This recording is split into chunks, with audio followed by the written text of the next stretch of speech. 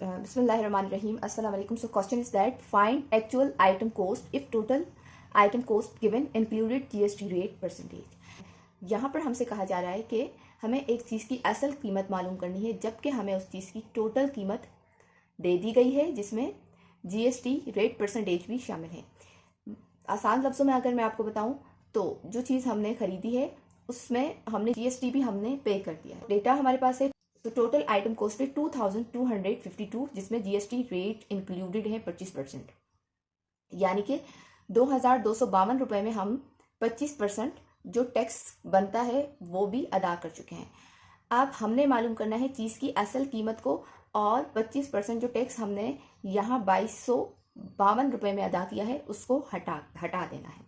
तो इसके लिए हम क्या करेंगे, एक्चुअल आइटम कॉस्ट मालूम कर रहे हैं तो मैं लिखती हूँ एक्चुअल आइटम कॉस्ट और हम मालूम कर रहे हैं इसी को, तो इसके लिए जो डेटा है उसको हम यहाँ पे पुट करेंगे। टोटल आइटम कॉस्ट को लिखते हैं 2252 और उसमें जो 25% टैक्स इंक्लूडेड है वो भी लिखते हैं, यानी कि एक चीज़ जिस पर इंक्लूसिव का मतलब आप इस तरह से ले लें कि एक चीज़ जिसकी अपनी हमने मुकम्मल कीमत अदा की है उस पर हमने 25% टैक्स भी दिया है। तो चीज़ की मुकम्मल कीमत जब हम अदा करते हैं तो अगर उसको हम परसेंट में लें तो 100% हमने कीमत अदा की है चीज़ की, और उसके साथ साथ हमने 25% GST टैक्स भी अदा किया है। तो 100% चीज़ की कीमत हो गई और 25% उस पर टैक्स हो गया। तो ये कितना हो जाता है कुल मिला के 125%। और अगर हम इसको फाइनली लिखें तो हम लिख सकते हैं 2252 डिवाइडेड बाय 125%। अब चूंकि यहाँ पर 125% है तो हम इसको इस तरह से डिवाइड तो नहीं कर सकते, हमने इसकी डिवीजन करनी है तभी हमारे पास एक्चुअल आइटम कॉस्ट आएगी। तो हम इसको खोलें परसेंट को 125% को, तो डिनोमिनेटर जो ऊपर है वो एज इट इज़ हमने लिख दिया और 125% अगर खुलता है तो वो आ जाता है फ्रैक्शन में इस तरह से 125/100%, 100 में चेंज हो गया।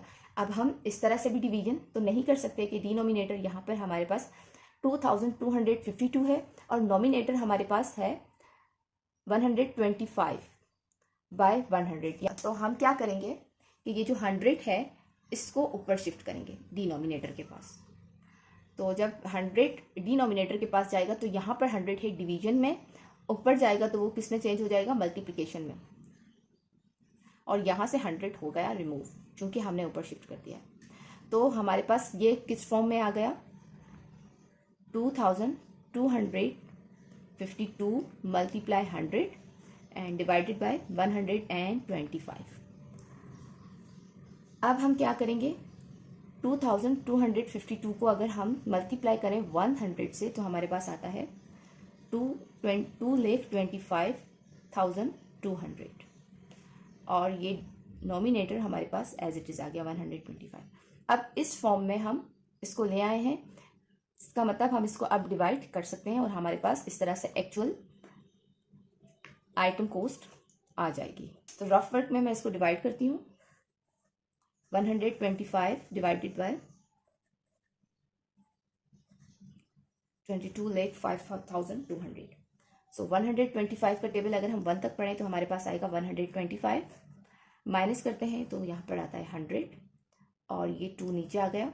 अब 125 के टेबल में 1002 नहीं आता तो हम 125 का टेबल पढ़ते हैं 8 तक, उस पर आता है 1000, माइनस करेंगे तो सिर्फ ये 2 नीचे आ गया।